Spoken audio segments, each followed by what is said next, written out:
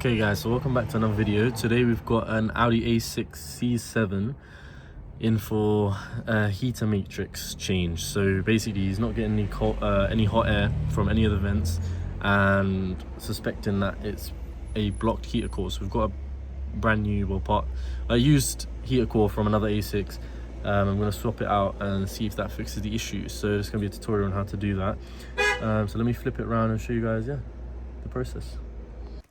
Okay, so we've got, to start with, obviously we're going to have to remove the glove box. So we've got 3 8mm along the top, 1, 2 and 3. So let's start by removing them. I haven't done this before, so I'm learning as well. So let's see where else we can find any more bolts that hold this up. Definitely going to be a clip or 2 under here.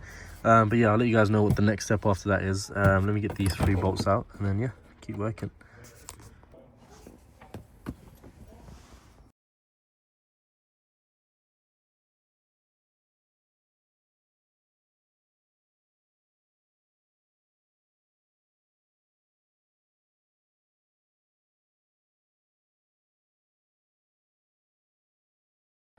Okay, so continuing on, glove box is off. You can see it's there. There was actually just 2 more screws at the bottom, 2 more 8mm bolts, 1 there and 1 there, that were holding that glove box in, and then just the 3 on top. Did also have to remove the side panel, so that's now off, and that's all good. Unclip this little connector, and the glove box is completely out. You can see there's a lot of room to work with now, but just need to figure out what is next that needs to come off. You can actually see the heater core is there. Just want to feel,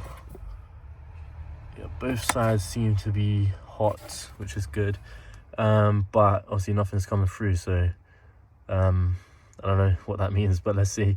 Hopefully, I think let's start by taking this off, and then probably gonna have to take this blower out as well, just so we can slide that heater core all the way out. Not too sure how that comes out, but obviously let's find some screws and bolts, and then I'll update you guys.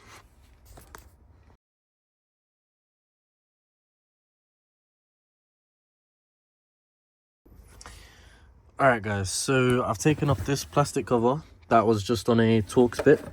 So that was screwed in over there as such. Take that screw out and this literally just pulls out from over here.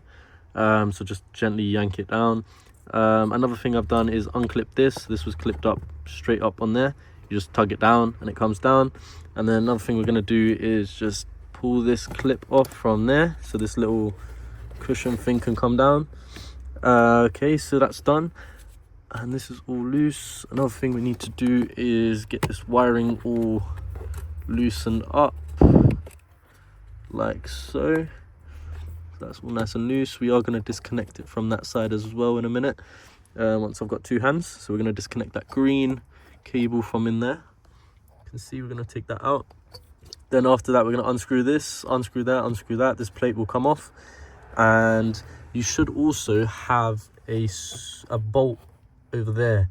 This car, for some reason, doesn't have it. It might have had this one replaced before, but there will be a bolt there that needs to come down. So after you've obviously removed that connector, that bolt will be free to come to gain access to, so you can remove that.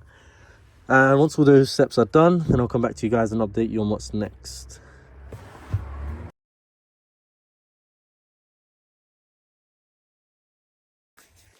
Okay guys, so there is actually one more connector under here that you need to remove, but once you have all of these removed, you can basically give this whole unit, so grab it from the top over here and give it a tug down, because that's how it's clipped in.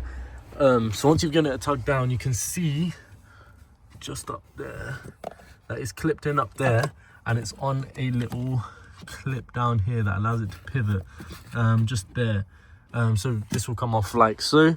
You can see that it's like that. I'm also going to remove this clip quickly as well, so just remove that tab. There'll be a little bolt behind that, just so it doesn't get in the way. And then there'll be some connectors up here that we'll be able to remove after as well in a second. But let me get that clip off and pull this down a little bit more, and then I'll be able to tell you guys more. Okay guys, so this is the blower down.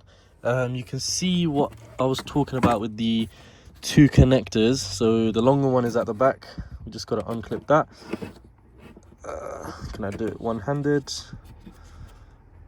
Maybe not. But yeah, I'll get to those two clips. There's just two for 1 and 2, and then this is all loose, and then you can see we've got plenty of space now to continue working. And yeah, I might have actually broken the clip for the top one, which is not great, but let's see if we can still get this back on properly. Yeah, it should be fine, but yeah, let's see. Let's keep going for now, and then I'll keep you guys updated. Okay, so next step, guys. So once this is completely out, basically we've got a lot of room to work with now. So we've got this unclipped from that green clip, and the next thing we're going to do is remove 3, 2 and 1. To do that, obviously just use the 2 screws on there. You don't want to mix these up. If you mix them up, it's going to be a lot of headache for you. So you want to label them 3, 2 and 1. You can unclip them, or you can just unscrew them and let them hang. It's probably better to just unscrew and let them hang. That's probably what I'm going to do. Then after that, we'll move on to the clamps, and we'll be able to show you how to drain this. Okay, so I've removed all 3 of those. You can see all of them were like this tiny ass, it's called a 5.5 mil. There is like a pattern on there. You can get a hex on there, which would also work, but I just wanted to use the bolt, so I made sure I didn't round it. But onto the next step, you can see that everything's out of the way. I've just tucked this cable in there so it holds it a little bit better. And the next step is to literally undo the bottom clamp. So I'm going to undo that bottom clamp, and basically when I pull it off, I'm going to have a bucket or a container to catch some of the coolant that's going to leak. It's not going to be a crazy lot, but there will be, you know, there will be enough to make a mess around here and get the carpets dirty. So I'm going to have a little catch can thing, and then we're also going to do this for the same for the top clamp. When we undo it, have something under there to catch whatever drops. And then basically the heater matrix itself is held in with this black clip, so we're just going to pull that off, and yeah, from there it should slide off easily. Okay, so to continue, you can see that I did take the screw off, and with a very good tug, that does actually end up popping out. And you can see I've got the container there with the coolant, but to be fair, it did still make a little bit of a mess. Just be careful when you do it. I'm going to do the same for the top one, and then I'll show you guys what the next step is. Okay, so another thing I have just realized actually is to get that clip that's holding it on, that's still holding the heater matrix in out, just remove all of these bolts that you can see, including that top controller thing as well. So all of these little screws to remove this black plastic bit, and then once that's off, this should slide out, and that will hopefully be it for things to remove.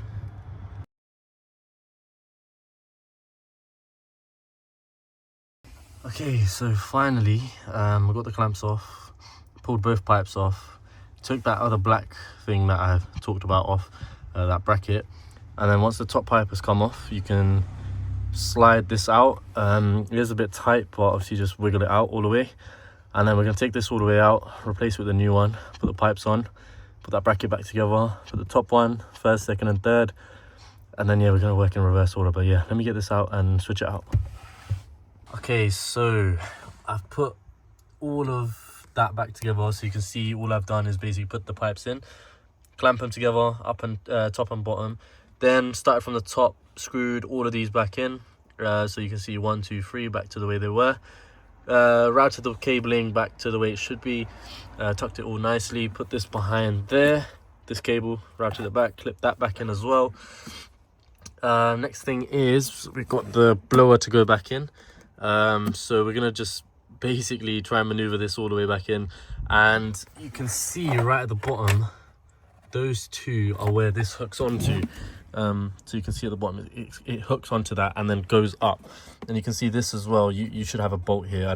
Mine's missing on this car, but this will line up with that hole there, and this side will all just slot up into place, and then obviously it's held in with that bracket there on this side, and then yeah, so let me put it in time lapse and show you guys how it's done. Okay, so here's an update, guys.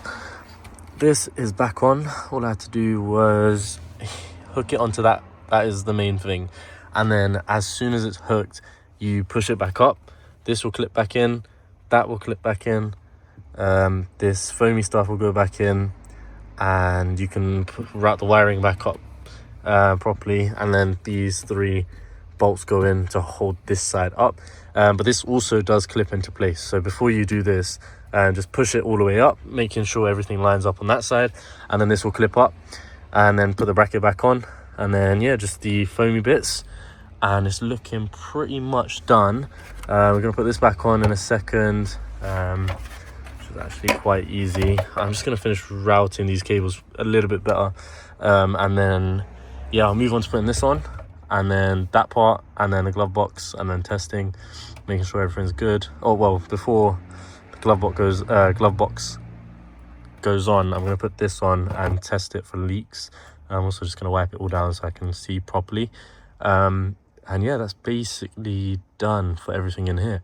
I'll also show you guys the old blocked up heater matrix, which you can actually visibly see that it was blocked up, and just make sure that none of these cables are actually touching the pipes, because this will all get very, very hot. So you can see everything needs to be clipped back. That's just what I'm going to go back and make sure now, because obviously they'll get very hot and then burn through, which is not what you want. But yeah, let me continue and then I'll come back. Okay, so I've put that back on with the Torx split screw there. Everything else is tidied up. So last step is to test for leaks, start the car, and yeah, let's start the car, and then I'll pan the camera back, show you guys if there's any leaks, and then yeah, we're good to go. Okay, so as you guys can see, seems to be all good. If I could try and find where, yeah, there doesn't seem to be any leaks. You will have an airbag warning light on, so it's up to you whether you want to connect everything back up before, but obviously you do need to check for leaks. So, or you can have it connected and just laying here, but that will go off anyway once we turn the car off and plug this back in. That's purely because this obviously controls whether the passenger airbag is on or not. Okay, so as you can see, there's all of the blocked up crap in the old one, but yeah, that's all changed now. We tested the car and the heating is on full blast and it blows out hot air now, so that's all fixed. And yeah, okay, so that's the end of the video. Thank you guys for watching. But yeah, everything's fixed on this car. It wasn't too bad of a job, about an hour or 2 hours to get it done. Just find yourself a reconditioned one online or buy a brand new one for TPS, but the one that we got was £40 and it did the job and it was clean inside. It was from a reputable breaker. But yeah, thank you guys for watching. Catch you in the next one.